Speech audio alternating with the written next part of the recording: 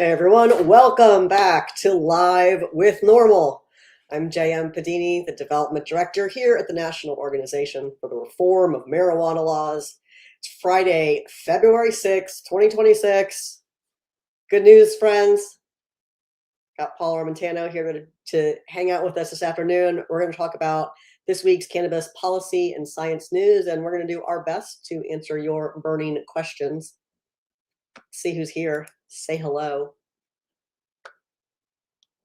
Hey, Nick in Pennsylvania. Hey, John in California. Good to see you. Hello to everyone that just joined us over on Instagram. Wherever you're watching, make sure you hit that like, follow, or subscribe button. Go ahead and share this live stream with your network. Help us reach more cannabis advocates just like yourself so we can continue changing marijuana laws in every state in America. Let's bring Paul in. Paul, you're on mute. Hey, Paul. I hope you have your snow shovel ready. It never left my side, Paul. I think I'm going to be able to dig out of this this little storm we're having right now. Not too bad. Hope it's not too bad for you. As long as we don't get more ice, right?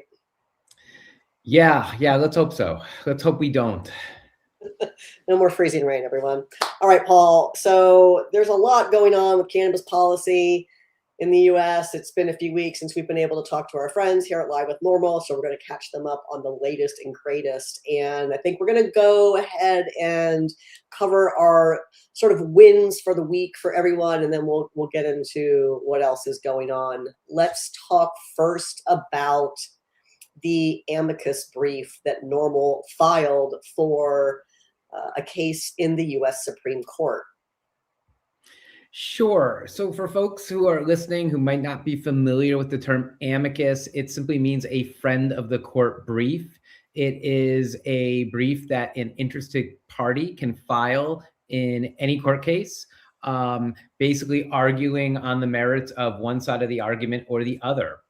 So as many listeners probably know, since 1968, there has been a federal law on the books that prohibits a, quote, unlawful drug user, end quote, from legally possessing or purchasing a firearm or ammunition. And if one who is deemed by the federal government to be an unlawful drug user is found in possession of a firearm or ammunition, that is a federal felony, punishable by prison.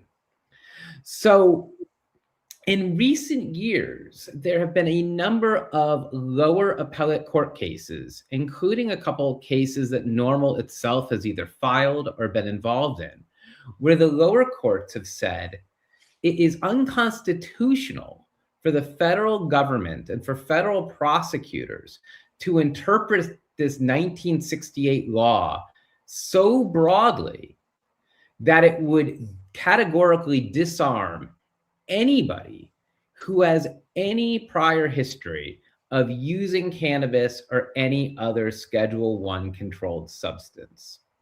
So after about 4 or 5 separate lower court decisions ruled against this federal government procedure, the Supreme Court late last fall decided that it would take up one of those cases, a case known as U.S. v. Hamani.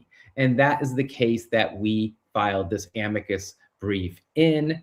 Notably, this issue's made some unusual bedfellows. Along with NORML arguing that this policy is an unconstitutional infringement upon the Second Amendment. We had the NRA filing a brief in agreement with us, as did the group Gun Owners of America, the libertarian-leaning Cato Institute, the Drug Policy Alliance. So you saw a number of organizations that are rarely on the same side of a drug policy issue sort of come together on this particular case. Notably, on the other side, when you look at some of the folks who have filed briefs in favor of having the federal government continue this policy. You see not only the usual suspects like drug prohibitionist groups, but you see, for instance, the attorney generals for the states of California, New York, Illinois, Massachusetts, all states that I would add are legal cannabis states. So you have the attorney generals in those states arguing that a significant portion of their population ought to be categorically disarmed from ever owning a firearm simply because they're complying with the legal marijuana laws of those states. The Supreme Court is to begin hearing oral arguments in this case on March 5th, I believe, and we are certainly hopeful that the Supreme Court is going to affirm these lower appellate court decisions and rule this policy to be unconstitutional.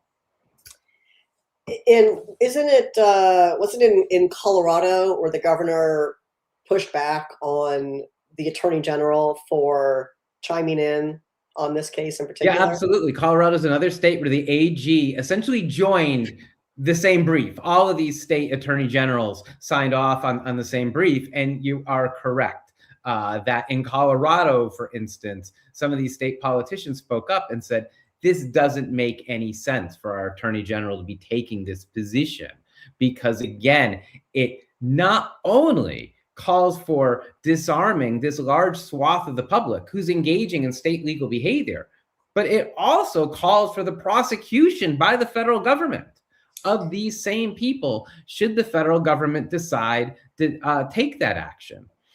One other thing I want to stress is that this isn't some sort of theoretical policy we're talking about. The federal government literally disarms people all the time through the application or its interpretation of this 1968 law. We have data from 2025 that shows about 9,000 instances that year of the ATF denying people the right to possess a firearm because they have some prior history of the use of a Schedule I controlled substance, whether it be cannabis or some other substance. In nearly half of those cases, the ATF disarmed somebody. It denied them their constitutional rights to own a firearm because there was evidence of a single instance where that person had used a Schedule I controlled substance. A single instance, not a history of use, not current use, but evidence that at one time in their past, they had used a Schedule I controlled substance. Therefore, that was the reason for their denial to own a firearm now and at any point ever again in the future. Do we know how they were determining someone had ever used cannabis or a Schedule I substance? Yes, actually, they break it down for us. A number of people were denied because they had a prior criminal conviction. Some people were denied because they had a failed drug test. Other people were denied because they self-acknowledged that they had some prior use of a controlled substance. So yes, actually, the ATF broke it down into all sorts of different categories. And they were all sort of fairly even. I think folks with a conviction on their record was the highest percentage, but not very close to it was people who simply failed a drug test. Wow.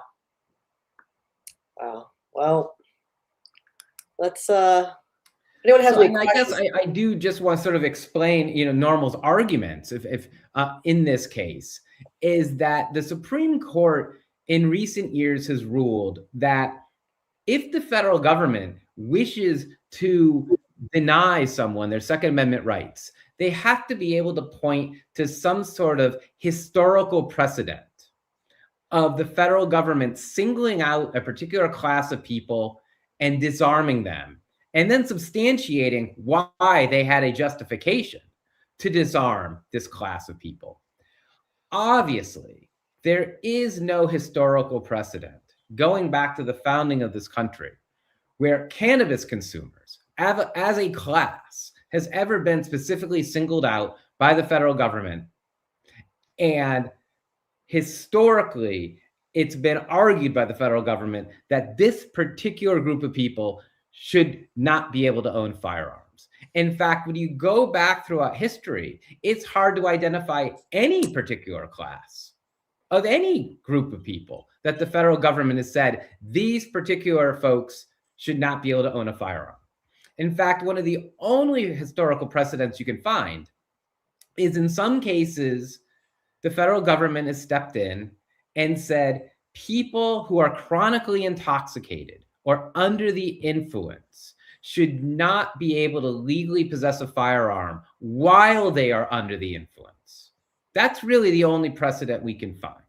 But there is certainly no indication or precedent on the part of the federal government to argue that even those people identified should not be able to own a firearm when they are no longer intoxicated, which is how the federal government has been interpreting the law for the last 4 or 5 decades. It's essentially been saying that if this person has used marijuana even once in their lives, then they can't be trusted to legally own a firearm. And that's what some of these parties, if you look at their briefs that are opining for the federal government to maintain this policy, that's essentially what they're trying to argue. They're trying to argue that there was something so unique about the cannabis plant that if somebody uses it even once, they can't be trusted to act responsibly with a firearm, that they are potentially so inherently prone to violence or that sort of behavior that it would endanger the public to grant them Second Amendment rights. We argue that's an absurd argument, that neither science nor evidence nor history backs up those claims, and that, again, there's no historical precedent for identifying cannabis consumers as a class and categorically disarming them. So we think we're going to win this case on the merits. Well, that'll be exciting. Looking forward to seeing how this progresses. Paul, should we get into our next arguably good news story for the week? Most certainly. Yeah. Okay. So in California, their Supreme Court, which I think is the Superior Court of Sacramento in this case, had a case about warrantless searches based on visualizing weed crumbs. I just like that we get to say weed crumbs a lot for this story. It's my favorite part, other than the fact that the justices ruled unanimously. Well, what's even more interesting is when you read the decision, it is the justices who use the term weed crumbs throughout their ruling. So yeah, the final thing I will say on our amicus brief is for folks in the audience who want to read our brief, it is available on the NORML brief bank on the NORML website. You can also go to the Supreme Court's website and find the docket for the Hamani case, and you can read our brief and all the other groups, both pro and con, that weighed in on this decision, and I'd encourage folks to do so. With respect to this case in California, this is an interesting case. As folks listening know, California is an adult use legal state and a legal medical marijuana state. Medical marijuana has been legal in California now for more than 3 decades, and we're about 1 decade into adult use legalization there. There are a number of protections for consumers written into the law because it is, in fact, a legal state. But one thing the law states in California that you can't do is possess cannabis openly in a motor vehicle in such a way that you could easily access it as if you intended to use cannabis in that vehicle. They essentially take their open container statute that already exists for alcohol, and they've extended it for cannabis. So because that open container statute exists in the law in cannabis and can in certain circumstances apply, because that open container law exists already for alcohol, and because in some circumstances it can also apply to cannabis in California, what happened in this case was that police pulled over a vehicle. There was no evidence of poor driving or that the driver was intoxicated. But during their police interaction with the people in the vehicle, law enforcement officers claimed to notice crumbs of marijuana in the back seat of the vehicle. In fact, when it was all said and done and they collected all of the marijuana crumbs that they could identify, it came out to less than 1/2 of 1 gram in total of herbal cannabis. But at the time, the police identified this very, very small amount of cannabis crumbs on the floorboard of the back seat. The officers said that the driver had violated the open container statute because they could find visible remnants of cannabis in the car. They said that then was grounds for them to search the vehicle without a warrant. This case made its way all the way up to the California State Supreme Court. All along the way, the lower courts had sided with law enforcement until it got to the Supreme Court, and the California Supreme Court unanimously reversed that decision and said, no, if police want to apply the open container statute to marijuana, there has to be a usable amount of marijuana, and the people in the vehicle it has to be in some sort of form where people in the vehicle could readily consume the marijuana. And residual crumbs of cannabis in the floorboard of the car does not meet that definition. Therefore, the open container law doesn't apply. Therefore, police could not go ahead and conduct a search without further evidence that there was actually a violation of state law. I would like to see more state laws written in a similar manner. It's really smart on the justices, really effective descriptions. And I think that's something we could work toward here at NORML instead of this, we see states pass this sort of lax open container language that's somehow supposed to be analogous to alcohol, when in reality, it's not always analogous to alcohol, is it? No, in fact, the court's decision clarifying the criteria necessary is actually the sort of boilerplate language that you're right. It would make sense to have that sort of language in the statutes of other states that have those sort of laws, so they're not inadvertently vague like California's was. And of course, anytime a law is vague, it allows the ability of police to abuse their power. Absolutely. I'm definitely thinking about some amendments here in Virginia that could tighten that up and make it just a little smarter. All right, Paul, I think it's time where we get into the looming threats that are just stacking up day after day here in the United States when it comes to cannabis freedom. And I think we can go ahead and start this conversation. We're going to go through some specific states, but before that, let's just sort of set the overall tone for what's going on before we dig into the individual states with dark money and how prohibitionists are using these funds to fuel these campaigns in multiple states. Sure. Well, I think the first thing we need to do is explain what the term dark money means. It's not our term. It's sort of a terminology that's typically used in politics and campaigns, and essentially refers to money that's coming in to support a campaign through a political action committee, but that is collected in such a way that the people behind that campaign do not have to reveal the source of the money, and the donor to that campaign do not need to identify who they are. So you have a lot of money flowing into certain campaigns, but there's no real way to trace who provided the money and where it's coming from. And right now, when we look at the several states that are in play right now, where prohibitionist groups are trying to repeal voter-initiated legalization laws, right now, the sole financial backing for these efforts is coming from dark money. It's coming from out-of-state money where we can't trace who the donors of that money are and where it's coming from. And we're talking to the tune of about several $1 million. In Massachusetts, it was about $2 million. In Maine, it was about $2 million. And we don't know at this point how much money's flown into has already been funneled into Arizona, but ostensibly it'll probably be a similar amount. Well, let's talk about, hold on, it looks like one of our, because we don't have to actually hold on. It looks like our live stream.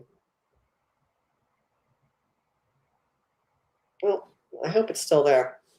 Nope, it ended. Let me see let me see why that happened. Well, maybe it'll come back. Anyhow, let's keep going. Can you talk a little bit about Arizona first? We don't have a separate story for Arizona, so let's go ahead and talk about that effort. So again, Arizona is a state where voters approved a ballot initiative several years ago, legalizing the adult use market. This is one of, again, a number of states that prohibitionists have targeted, that they believe they can roll back the legalization law there. So there is an effort afoot by a longtime political campaign strategist in Arizona, who again is working hand in glove with out-of-state interests to try to put a measure on the ballot that would ask people whether or not they want to maintain legalization in the state of Arizona.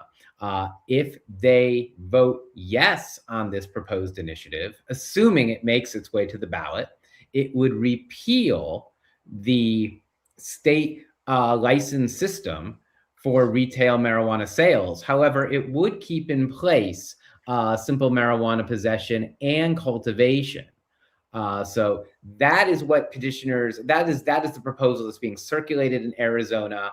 And we have not seen any recent updates with respect to how far along petitioners are in their signature gathering efforts there.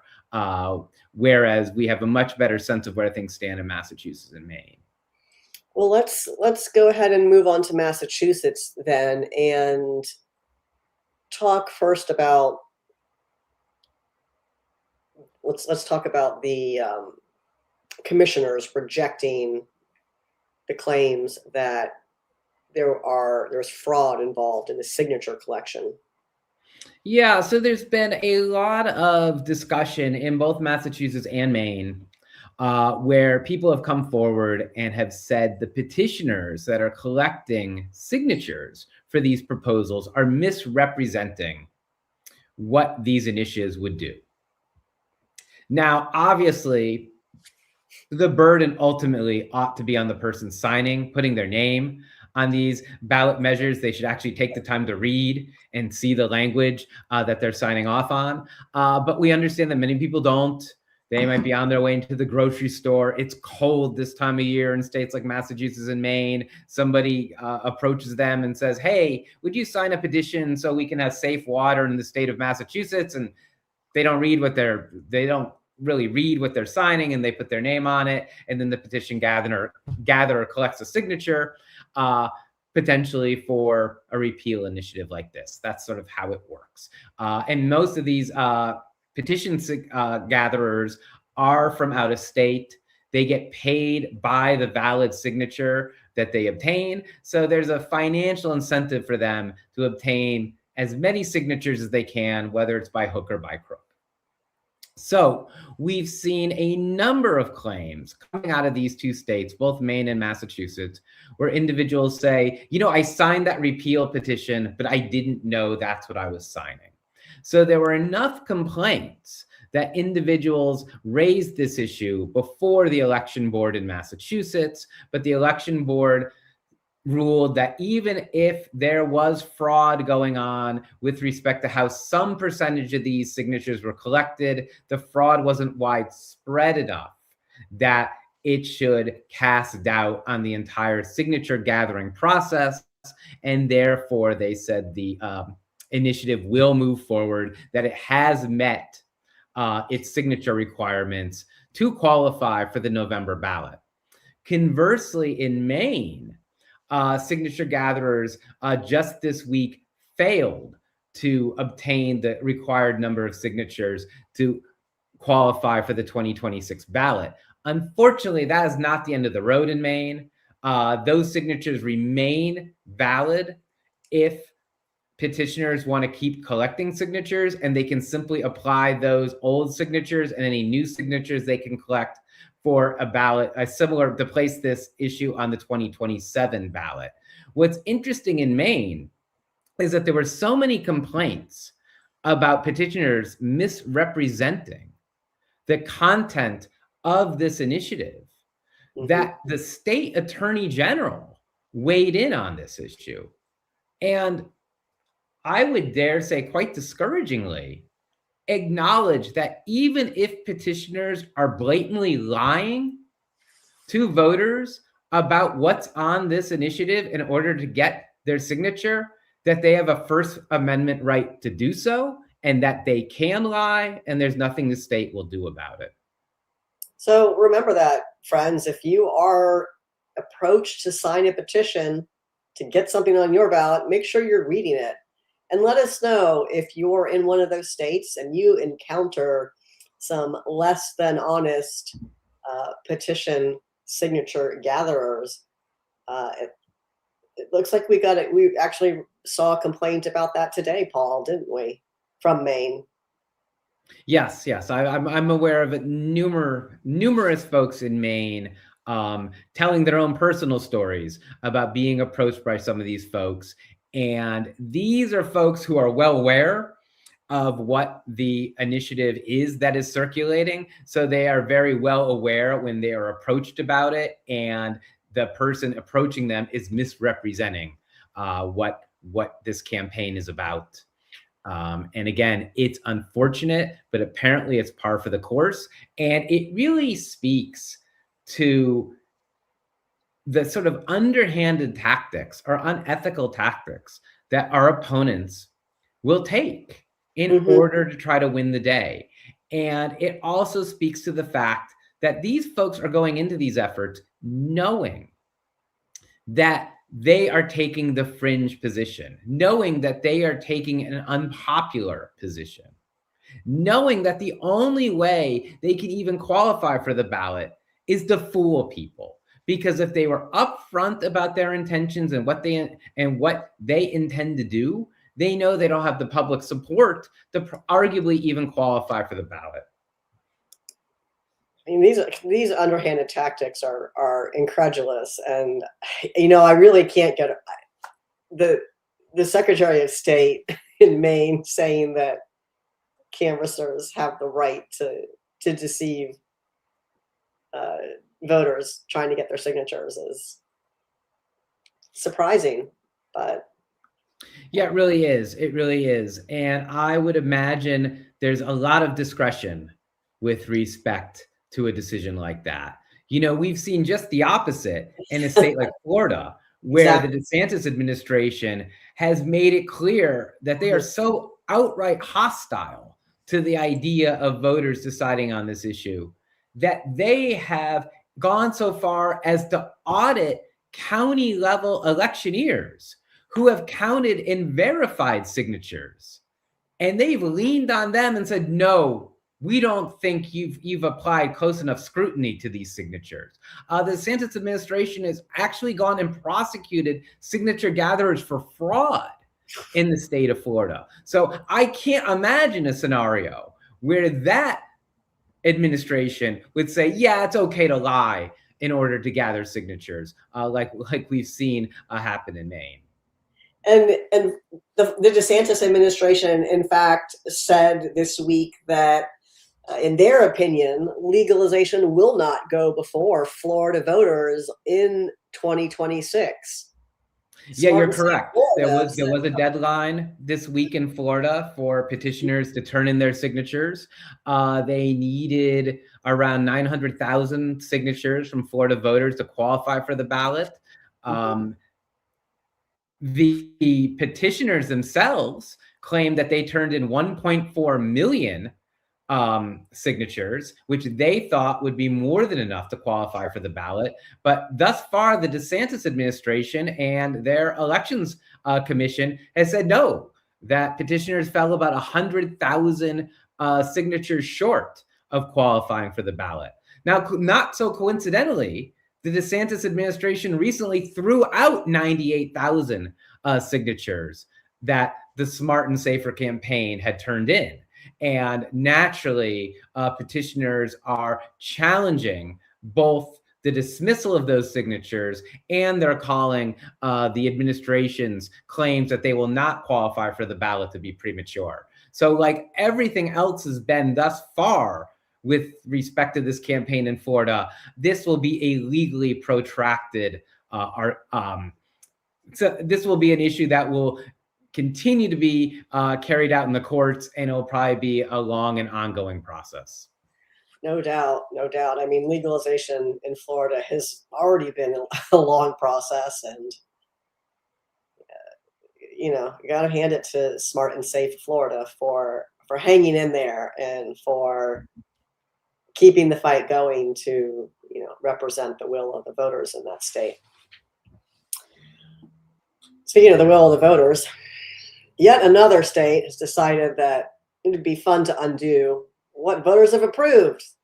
Next up is Oklahoma, where the governor says with his out loud voice he'd like to shut down the state's medical cannabis program, and the attorney general chimed in and agreed. Tell us about that, Paul. Yeah. So we have an outgoing Republican governor in Oklahoma, Kevin Stitt. He has been hostile to medical cannabis for his entire term. In fact, lawmakers in Oklahoma in general have largely been hostile to the medical marijuana program since the day voters approved it.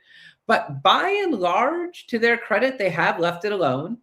There have been, over the last few years, lawmakers have passed moratoriums saying that no more licenses will be granted for medical cannabis growers or retailers. That's been the case, I think, since 2022.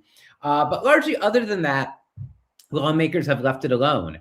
And when you look at the actual numbers, the volume of medical marijuana patients in Oklahoma, it has one of the highest numbers of patients per population of any state in this country. So this has been a wildly successful program. It's being utilized by a significant percentage of the population in Oklahoma. So naturally, lawmakers hate that.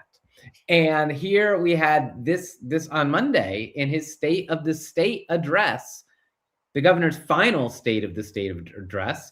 He came out and he said, look, the voters were duped when they passed this a long time ago. This has opened up a Pandora's box of adverse consequences that international drug trafficking organizations are involved inherently in the medical marijuana trade in Oklahoma, and that it would be his preference that this all be shut down.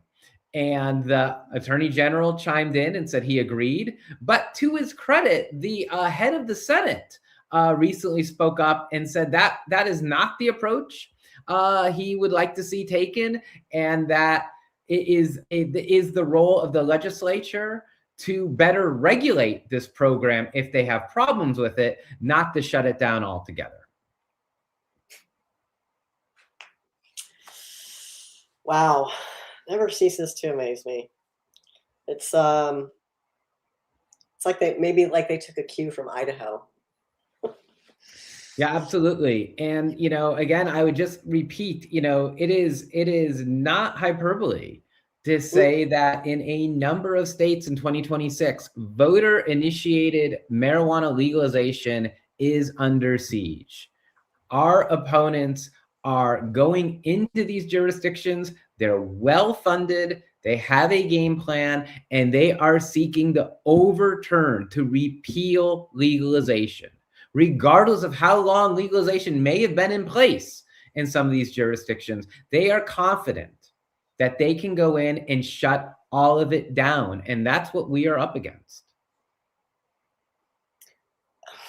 Wow. And it's not just repealing the industry in most instances. In most instances, it's repealing more than that. This isn't just about taking absolutely. away. The Massachusetts and Maine proposals don't just shut down the industry, but they also take away individuals' right to even home cultivate cannabis.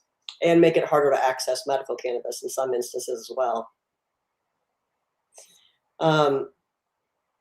Yeah, Richard says the liquor lobby is at it again. I don't think in this instance it is the liquor lobby, though, Richard. I think this is your classic prohibitionist funded campaign that is fueled by those currently capitalizing on prohibition.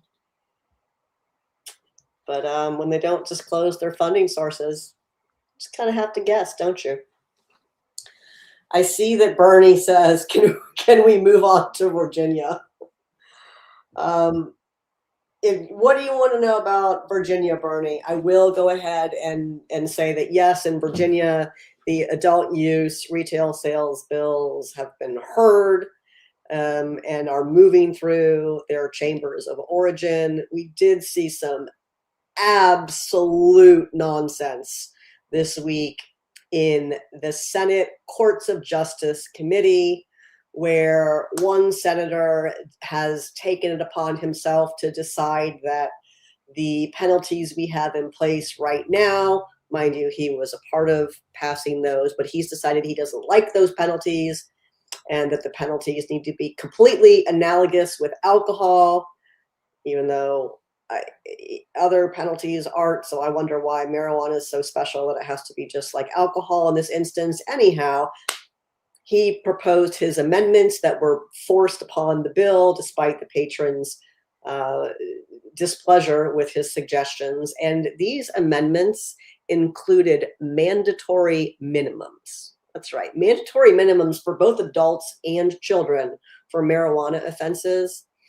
And I, of course, offered my public comment opposing those amendments on behalf of NORML, and was sure to grab a photo of that vote in which not only did Republicans vote for imposing mandatory minimums in a state that has decriminalized and legalized marijuana, but also a handful of Democrats joined in as well. And that was just wild to see that happening, to see a Democrat who purports to care about criminal justice reform proposing mandatory minimums for weed in a legal state. And these amendments, he did something similar last year and they were just pulled off in the Finance Committee.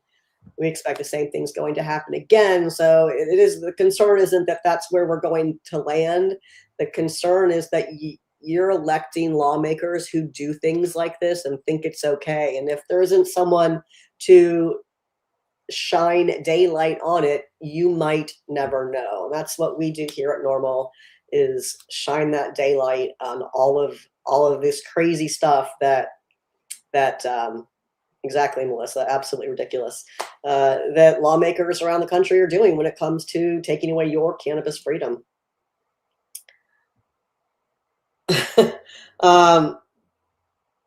Let's see if we have any questions, Paul, that we want to answer in here. I know earlier we had a pretty simple one to answer, and it was about marijuana and decarboxylation. I think the person said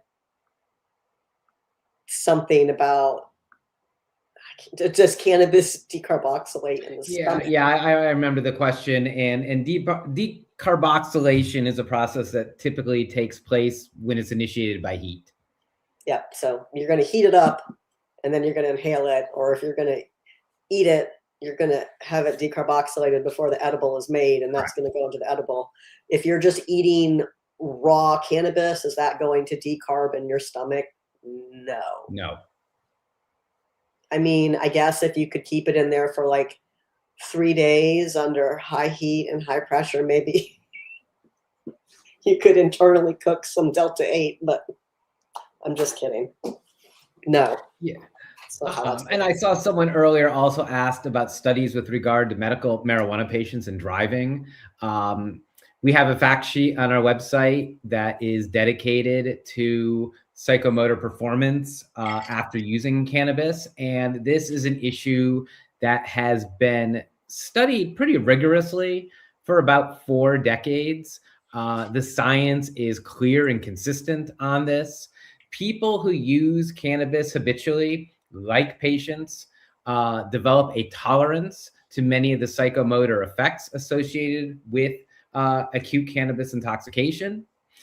In addition, the effects on driving that we're most likely to see tend to be compensatory effects. In other words, people under the influence tend to slower their speed. They tend to leave greater headway between their vehicle and the vehicle in front of them. They make fewer lane changes. And what we tend to see as far as sort of the most overt evidence of impaired driving is they tend to weave more often than they do at baseline. But again, these changes in performance tend to be far more minimal among patients who use cannabis. In fact, that's why if you actually looked at the FDA warning label on Marinol, FDA approved oral THC, it does not say to not operate heavy machinery or drive under the influence of Marinol. In fact, it says that once a patient has become acclimated to the effects of Marinol, they can engage in those activities safely. I actually had to put this label into a document for lawmakers earlier this month. So I did have it really handy. It says, may cause drowsiness. Alcohol may make this worse. Use care when operating a vehicle, vessel, or dangerous machinery. That's what's on Marinol. Oh, it also says, warning, breastfeeding is not recommended while using this drug. Consult your doctor or pharmacist. Guess it's becomes far more safe for some reason when you encapsulate it in sesame seed oil and put it in a gelatin capsule. Anyway, it's 100%. 100% synthetic THC. Yum. Yum, yum.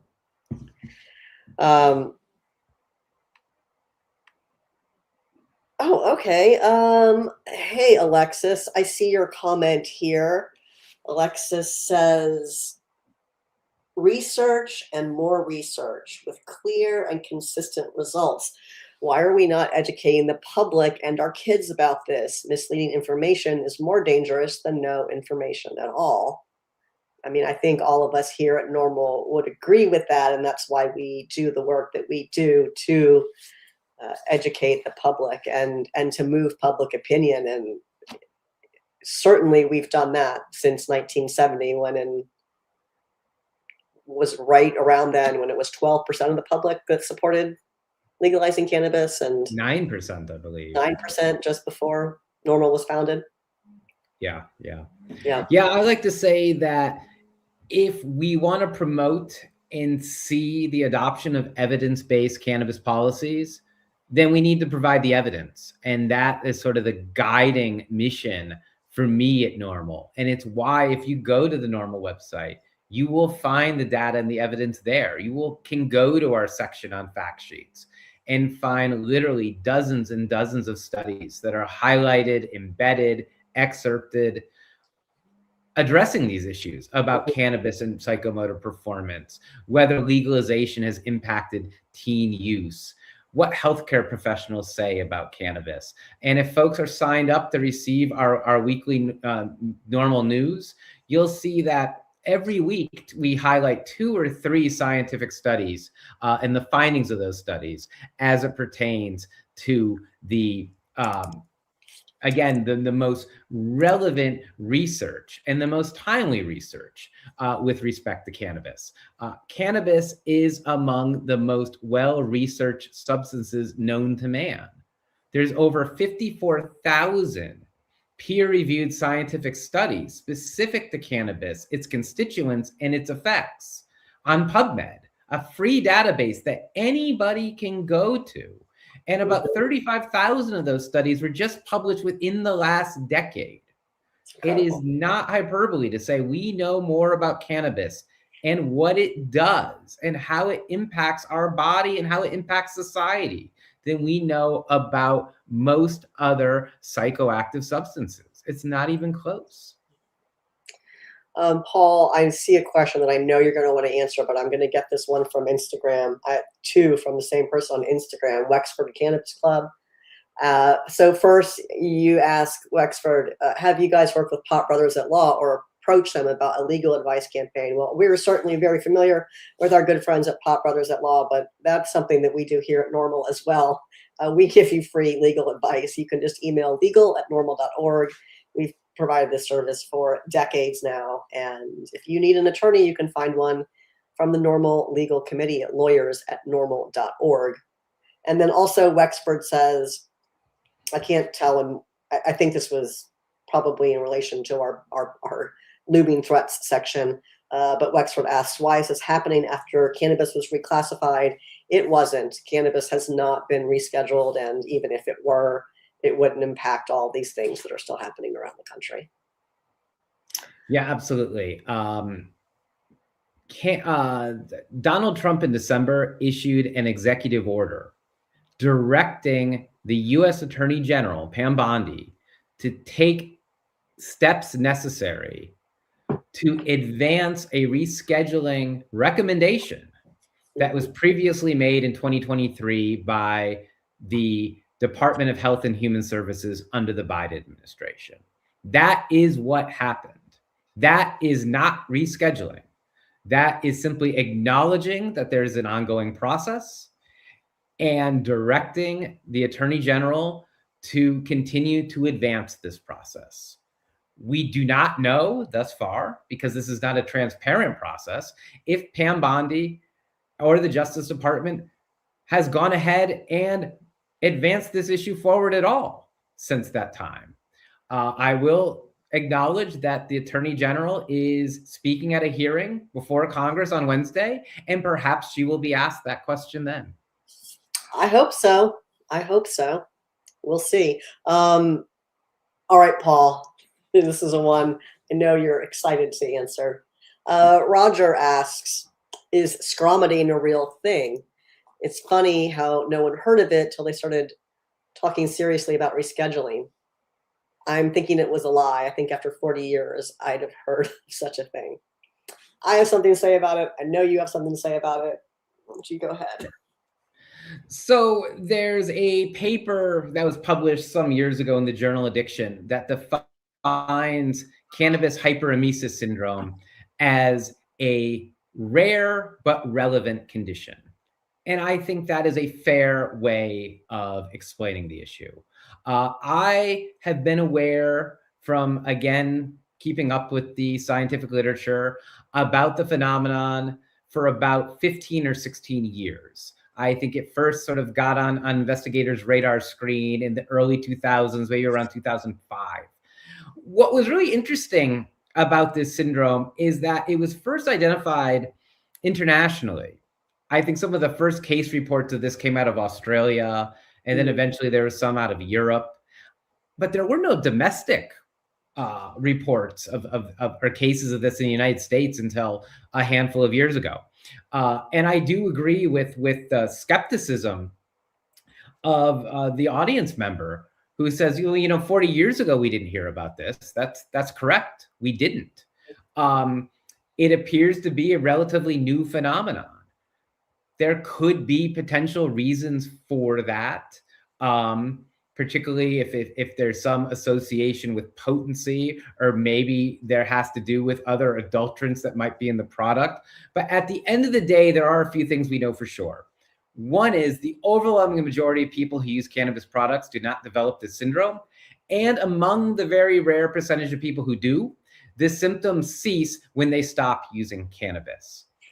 So that should be reassuring for some folks that are concerned about this. And I will say that I do think that there are folks that are certainly amplifying fears or concerns of this condition for political gain, not because they're particularly concerned about public health.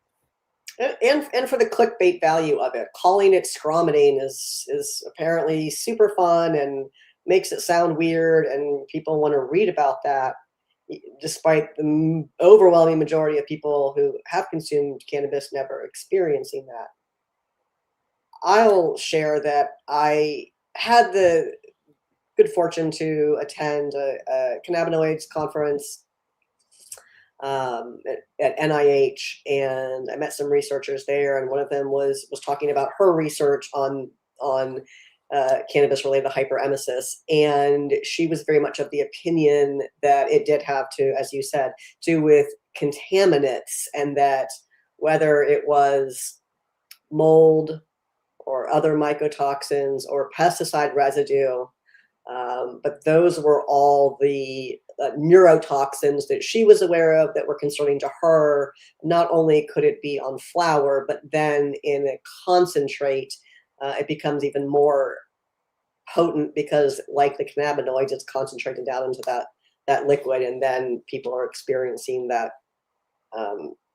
essentially poisoning when they're vaping the product or dabbing the product. So yeah, I think if we're not asking people what they're consuming, then we don't know why they're having those issues. And it seems like it's just becomes so easy to say, oh well, it's marijuana, it's marijuana. It's right. And then I had a long discussion with a reporter from USA Today that was writing about this a couple of months ago, and I raised that point, the fact that even in the case studies in the literature, there are almost no examples of a person suffering from this syndrome and having the actual products that they are consuming while they are experiencing this syndrome, having those products be analytically tested, so we know what the hell's in them, or we don't. In fact, in the majority of cases, there's not even a distinction made between whether these people were using legal state-regulated cannabis products or products obtained from the unregulated market, or perhaps synthetic cannabinoids versus hemp-derived cannabinoids. We don't know. They simply say cannabis, and it's all lumped together. In addition, I agree that the term scromiting is strictly sensational. That's not a scientific term. There has been a scientific term for this syndrome, CHS, that again has existed in the literature for about 2 decades, but it's only been within the last couple of years that folks have begun replacing that very sort of staid scientific term with the much more sensational, fear-mongering term scromiting. Yeah, so don't click on those stories is my pro tip for that. Let's see, let's take a look at let's take a look around here and see if we have any other questions that we might have missed. Hey, Ian, we appreciate you. Thanks for the shout out on Instagram.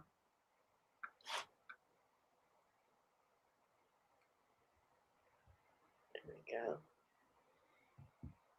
You know, Insulin makes a great point here. Insulin says pesticides can make you sick. Testing matters. And he's not wrong. It absolutely matters. And not all regulatory structures are created equally. Some cannabis testing in some states is really great. In some states, you'll have it for adult use, but not for medical. It matters what laws and regulations your states pass when it comes to the products that you're consuming. All right, Paul. Well, Roger says they just made it sound like it's something to really worry about.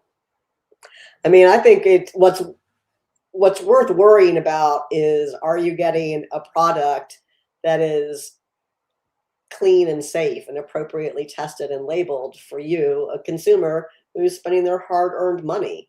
And I hope that if you do experience scromiting, you are able to get that product tested so you know why. Hey, if you're watching and you need help, just email us. We can help you with that. All right, Paul, it's almost 5 o'clock. We did a good job today. Oh, hi, Keith. Hi, Keith says, oh, I mean, that'll be the day. Hi, Keith says, we could start by implementing educational curriculum as early as high schools with the full course on cannabis as a whole plant. Yeah, I'd love to see it. Unfortunately, we know even today that the majority of healthcare clinicians and professionals are reluctant to even engage in discussions with their patients about cannabis because they claim they've received insufficient training. So if we're not educating our healthcare professionals about cannabis, it's a stretch to think that we're going to be doing an adequate job educating anybody else about cannabis. And that is something that, again, I found incredibly frustrating. In fact, it's the reason I wrote the book JM is holding up right now, because so often I was hearing personally from patients or their families who said, I want to learn about cannabis and how cannabis interacts with my body. I want to learn if medical cannabis might be right for me, suffering from my condition, but my doctor won't talk to me about it.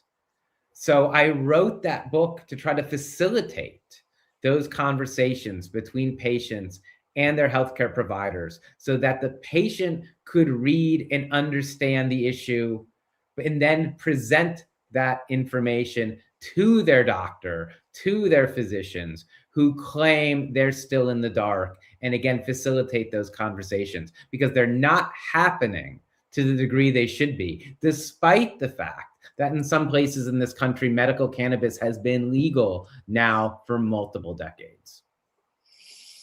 Oh, and by the way, friends, you can get this at store.normal.org. You can order the hard copy, well, the soft copy. You can order this book.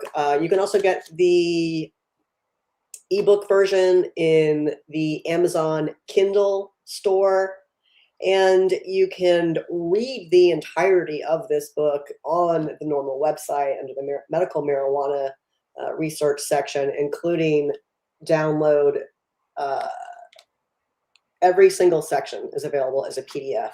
So if you wanted to share the section on Alzheimer's with your clinician, you can just download the PDF and give it right to them. Or you can just order multiple copies of this book like I do and give it to every doctor you know. Yeah, there's really no excuse. The science is there. That particular publication that JM was just holding up, I believe that there are something like 450 separate peer-reviewed scientific studies that are cited in that book that are weighing in on the safety and efficacy of therapeutic cannabis in about 20 or 22 distinct patient conditions. The science is there. It's been there. It's just a matter of elevating this discussion and making sure that we make the narrative that's taking place surrounding cannabis more sophisticated, more evidence-based by providing that evidence to our lawmakers, our influencers, our public opinion makers, and to the public. That's what we're doing here today with all of you. So definitely share this broadcast with your audience and help this information reach even more people. Paul, Toby reminded me of a question we had earlier in the stream. I did see it and then didn't remember it. So thanks, Toby. Somebody asked about HR 2934, which is the state's 2.0 Act. I don't remember what the question was, Toby. I think they asked where did we place the odds on that passing? Look, if this was a functional Congress, perhaps I'd place the odds a little better, but this isn't. This is completely dysfunctional. It can barely keep itself open. And there is such rampant tribalism now between the parties that I don't particularly see any type of legislation really getting through. A standalone bill like this, highly unlikely. Perhaps it has a chance of passage if it was embedded into a much larger must-pass piece of legislation. But typically in the past, when proponents have strategically tried to do that, Republicans who control both chambers currently and head the committees of those chambers typically rule doing so out of order, so that pathway doesn't get anywhere either. But I would rank the chances as awfully low right now. Yeah, I would say. I almost spit my drink out on it. Oh, Roger asks, Roger says this, my biggest problem is not understanding marijuana today compared to back in the 80s, making it very difficult in finding what works for me. Will this book help me find my way in today's marijuana use? I'd say yes. Marijuana is a very generalized term. And as we were saying earlier, there's an array of different products right now that are all sort of lumped into this category of cannabis. And there are a multitude of different constituents in the cannabis plant that have very different effects. They act on different receptor systems in the body. They manifest in different ways. So I do think we are in a situation, particularly for those people in legal state markets, where there is enough information available with respect to these individual products that somebody can tailor the right product to their own personal needs if they have a fundamental understanding of what they're seeking to gain from using the product, and if they have a good enough understanding with respect to how different formulations of cannabis impact a person differently, and how different components in cannabis impact individuals in very distinct ways. Once you're aware of all that information, you can then drill down and identify, okay, this formulation containing these constituents would be best to satisfy my individual needs. And hopefully you're in a state where you have licensed dispensaries where you can talk to the people who work there and ask them for suggestions. Make sure you're subscribed to NORML News. You'll see lots of information on different conditions every week.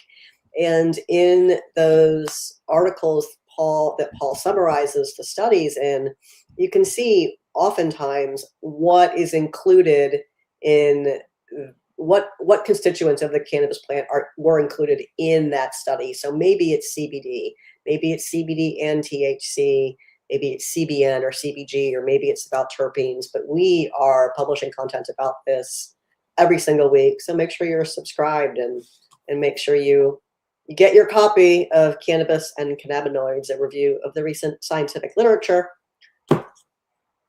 or at least go to our website and check it out there as well. Paul, thank you so much for spending the afternoon with us. Thank you. And I thank everyone in the audience for tuning in. I want to give Melissa a big shout out. She says, buy 2 copies, one for you and one for your doctor. That was my intention when I wrote this. Patients need this information. Their doctors need the information even more. So follow Melissa's advice. Please go ahead and do that. And for everyone listening, if you enjoy this stream, don't only just share it, but please consider making a donation to NORML. It is through your donations that we're allowed to put out this content, to do the work that we do. And without your donations, we can't do it. So again, if you value what we do, if you value the work we're doing, hell, if you even just value this live stream, this podcast, please make a point to support NORML. It can be a one-time contribution. You can become a regular contributor, but please do support our work. Absolutely. We can't do this without you. Without you, our audience, or without you, Paul. But for now, we are going to say goodbye, and I'm going to do the rest of this without you. So have a great weekend, Paul. All right. Thank you. Stay safe, everyone. All right, friends. I am going to tell you about some events that I believe are coming up. When is... Oh, okay. Thank you. I see one from Purdue NORML. Let me get some information on this for you here. It looks like this is an Instagram reel. Okay, that's how we're going to share it. Let me share that there. I'll go ahead and kick this over on Instagram as well. in case you want to see that there too. It looks like Purdue NORML is having a Know Your Rights event.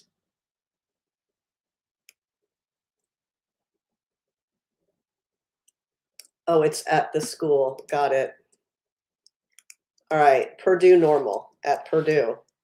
Wednesday, February 11th from 6 to 8 p.m. in building KRAN G020. And then, of course, there's the Real, where Toby apparently found this information. I don't know what that is, but we're not doing that. And then we have the 2026 Kentucky Cannabis Conference. Friends, this is an event you don't want to miss. This is happening March 13th and 14th in Louisville, downtown at their convention center. It's a great conference. And you know, I am going to press my luck and try to open YouTube real quick. And hopefully it's not going to start playing a bunch of stuff I don't want to hear. But I want to share with you all the, oh, hi, Mike from Anaheim. I see you. I want to share with you our live stream content from, who knows if YouTube's going to open, from the 2026 Virginia Cannabis Conference. Oh, there we go. I did, in fact, get a shareable link. Thank you so much, YouTube, for getting it for me. All right, let's pop that in there right now. Sorry, I can't share the link with all of you on Instagram, but people on Instagram, you can find this on NORML's YouTube channel. Just go to YouTube and search NORML and you'll see us.